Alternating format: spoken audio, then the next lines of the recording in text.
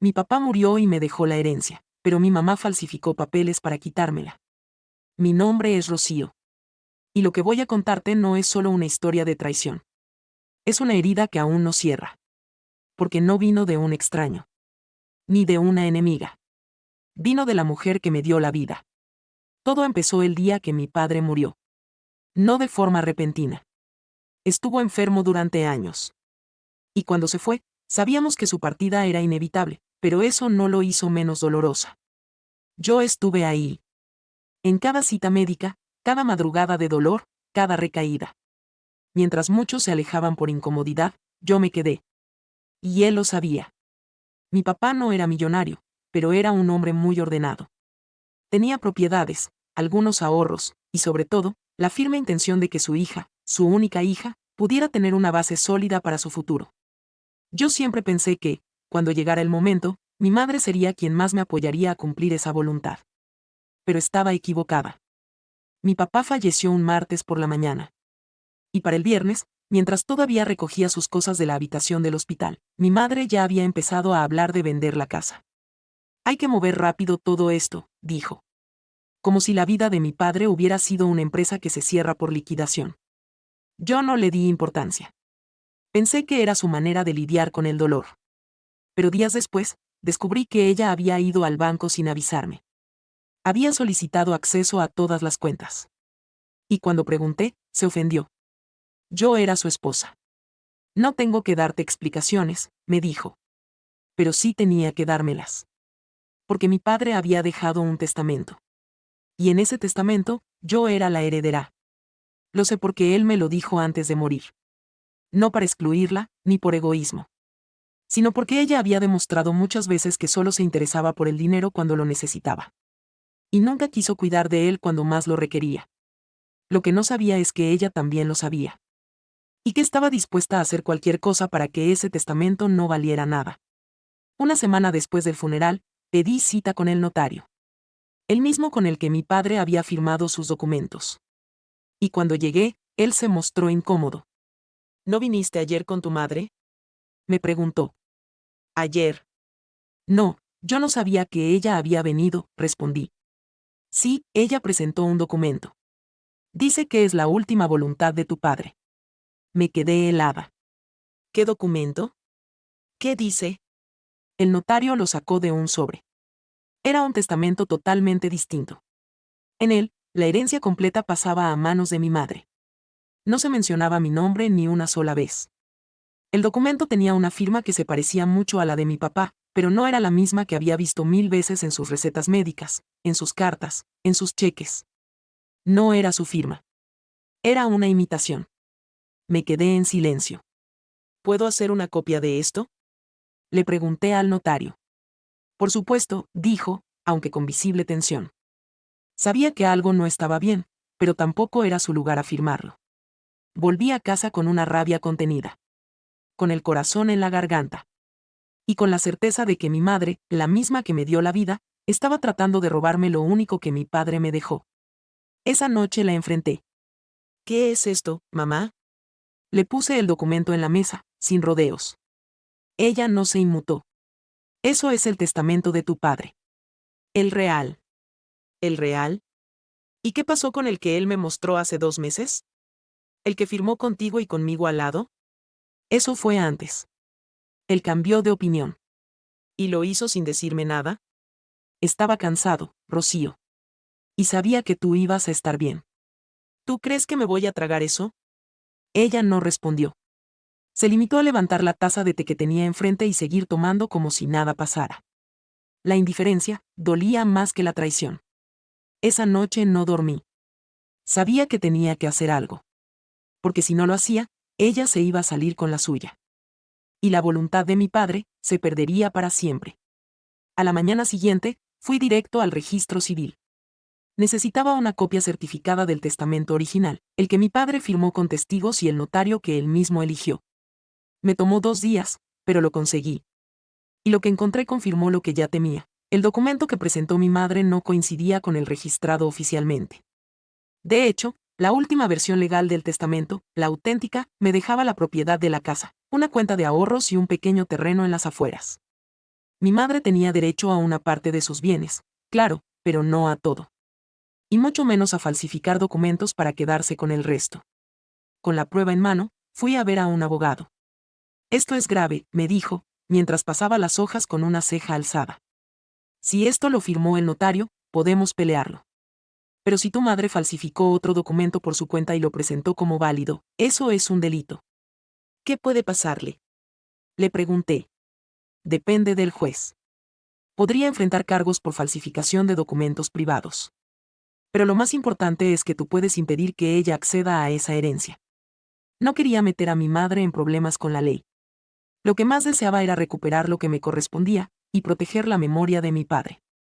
Le pregunté si podía actuar de forma legal sin iniciar una denuncia penal. Me dijo que sí, pero que debía bloquear inmediatamente cualquier intento de transferencia o venta de los bienes que mi madre ya había reclamado. Así que eso hicimos. En las semanas siguientes, enviamos notificaciones legales a los bancos, a la municipalidad y al notario. Una medida cautelar que impedía que cualquier propiedad fuera transferida hasta que se resolviera el caso. Y eso fue lo que desató la tormenta. Una noche, mientras preparaba la cena en el pequeño departamento que aún rentaba, mi madre tocó la puerta. No me llamó. No avisó. Solo llegó. Y venía con los ojos rojos, no de llanto, sino de furia. ¿Qué hiciste? Me dijo sin saludar.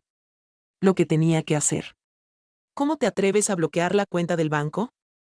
¿Cómo te atreves tú a falsificar un testamento? Hubo un silencio pesado entre nosotras. No respondió. Solo se cruzó de brazos y me miró como si fuera una extraña. Tu padre me dejó todo. Siempre lo supiste. Mi padre me lo dijo en vida, mamá. Me enseñó el testamento original. Lo firmó delante de mí. Estaba confundido. Enfermo. No lo estaba. Y si tú crees que puedes borrarme con un papel falso, te equivocas. Entonces se quebró. Pero no de la forma que yo esperaba. No lloró. No se disculpó. Solo me gritó.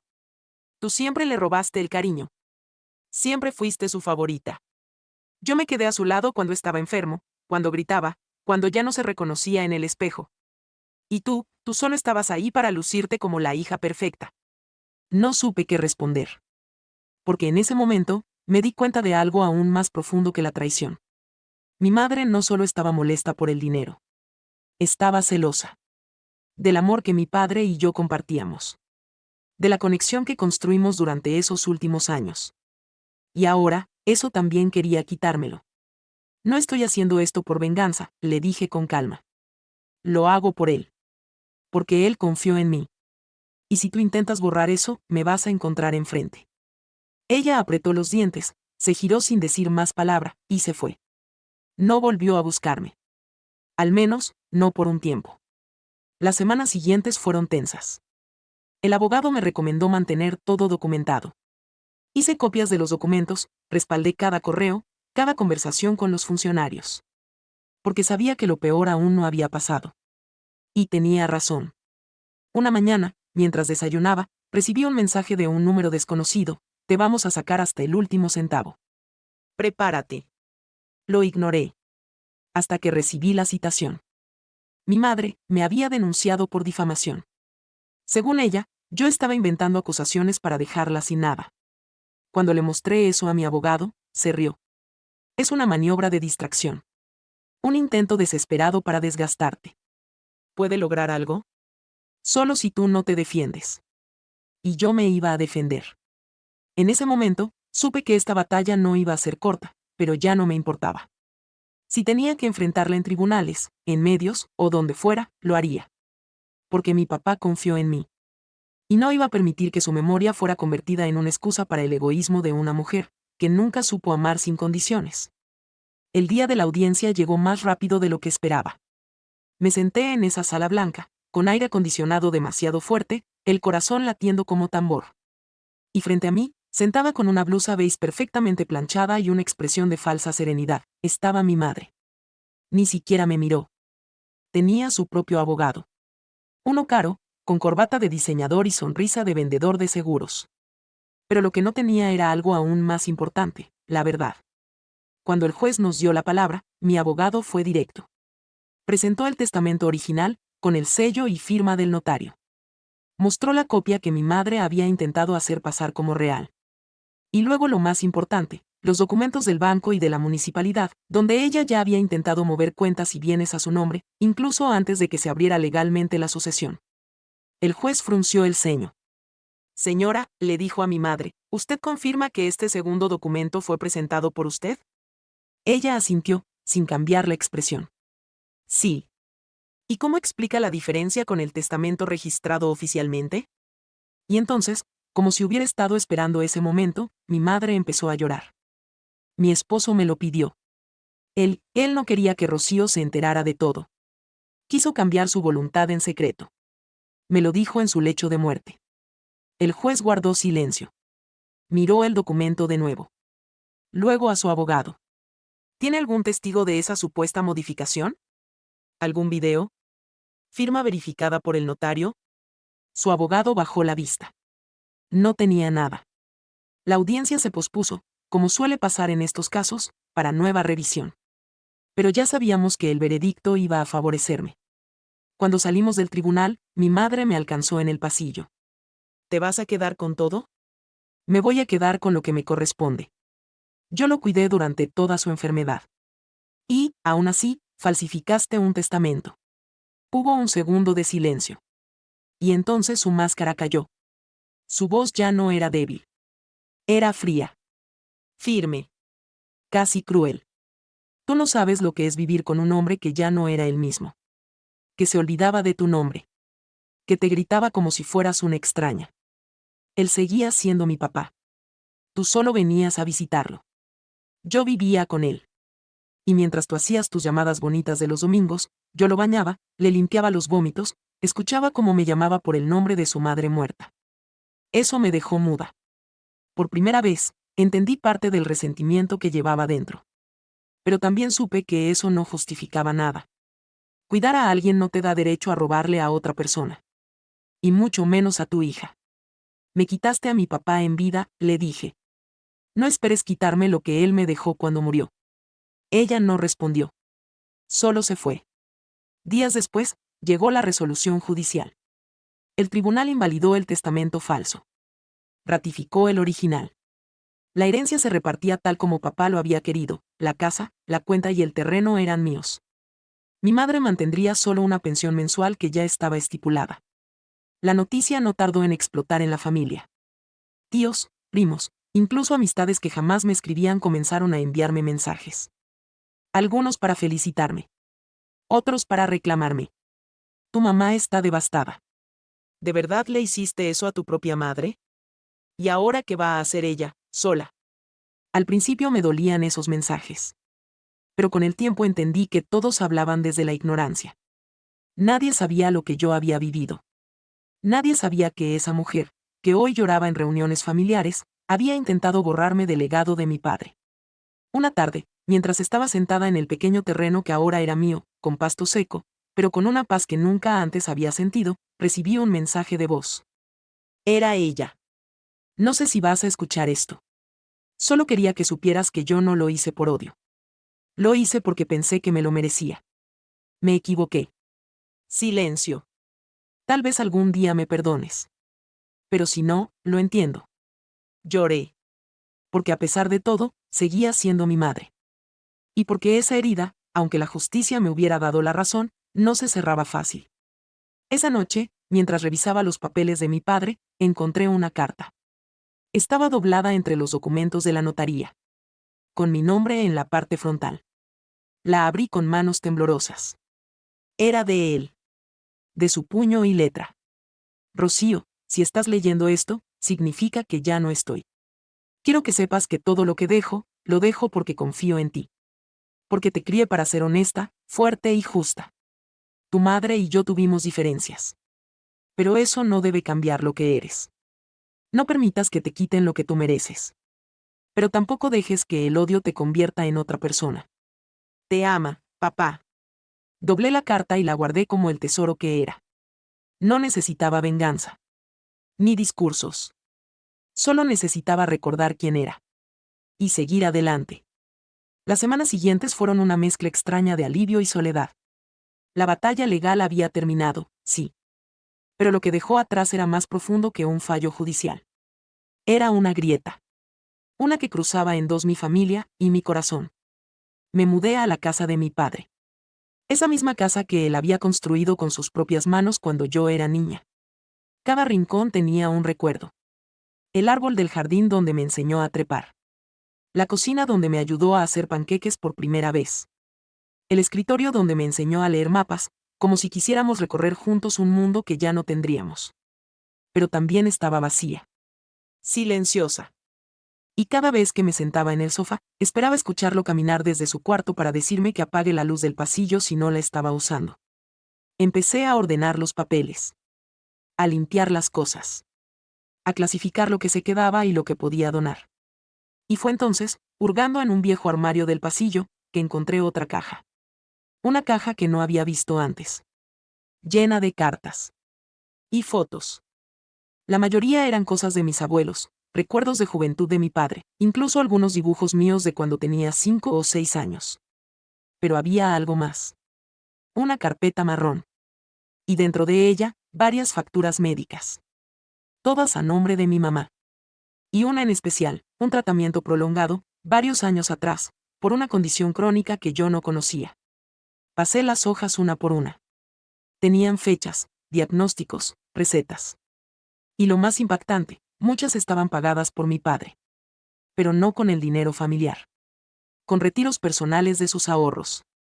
Incluso, en una nota escrita a mano, decía, Rocío no debe enterarse de esto. No quiero que la preocupe. Haré lo que sea por tu salud. Pero nunca pongas en riesgo lo que le pertenece a ella. Me quedé en silencio. De repente, la versión que mi madre me había contado en el juzgado, tenía otra capa. Sí, había falsificado un testamento. Pero también, durante años, había sido cuidada en secreto por él. Y ahora todo encajaba. Su rabia. Su desesperación. El miedo a quedarse sin nada. Era una mezcla peligrosa, dolor, dependencia y orgullo. No la justificaba. Pero empezaba a entender de dónde venía. Esa noche, por primera vez, no soñé con mi padre. Soñé con ella. Con mi madre, sentada en la mesa de la cocina, con una taza de café en la mano, en silencio. Y cuando desperté, sentí que había algo que aún debía hacer. Fui a verla. No porque quisiera perdonarla de inmediato, sino porque necesitaba cerrar ese capítulo con dignidad. Cuando abrí la puerta de su departamento, ella me miró con sorpresa. Había bajado de peso. Se veía cansada. Pero aún tenía ese brillo en los ojos que siempre me intimidó de niña. ¿Qué haces aquí? Encontré la carpeta, dije sin rodeos. Ella no respondió. Pero bajó la vista. Sabía exactamente a qué me refería. ¿Por qué nunca me lo dijeron? Porque no queríamos que lo cargaras. Pero lo cargué igual. Solo que desde otro lugar. Hubo un silencio largo. Tenso. Él te cuidó hasta el final, le dije. Incluso cuando tú no hiciste lo mismo conmigo. Sus ojos se llenaron de lágrimas. No dijo nada. Yo no te odio, mamá.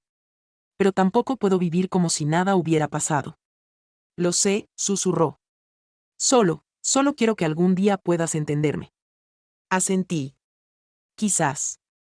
Pero entender no es lo mismo que perdonar. Me fui sin abrazarla. Pero tampoco cerré la puerta por completo. Era un paso. Esa noche, al volver a casa, sentí por primera vez que mi padre estaría orgulloso de mí. No por haber ganado una batalla legal, sino por haber sido firme, sin perder mi humanidad. Y si tú, que estás escuchando esta historia, alguna vez sentiste que tu propia familia te falló, recuerda esto, la sangre no lo justifica todo. Y a veces, la justicia no se encuentra en un tribunal, sino en atreverse a poner límites. Si esta historia te conmovió, suscribirte ayuda más de lo que imaginas. Pasaron los meses. Y como todo lo que alguna vez dolió, al final también se volvió rutina. Ya no me despertaba con el corazón apretado. Ya no miraba cada rincón de la casa buscando señales de mi padre. Simplemente vivía. Arreglé el jardín. Volví a pintar las paredes del comedor. Convertí el viejo cuarto de herramientas en un pequeño estudio para trabajar desde casa. La casa ya no era solo de él. ahora también era mía. Y no porque un juez lo dijera, sino porque por fin la sentía como parte de mi presente, no de un duelo sin fin. Con mi madre no volvía a hablar. Ni ella a mí. Solo recibía uno que otro mensaje de voz esporádico, como si aún no se atreviera a buscarme directamente. Yo los escuchaba todos. No los respondía. Pero tampoco los borraba. Hasta que un día, uno fue distinto. Hola, Rocío.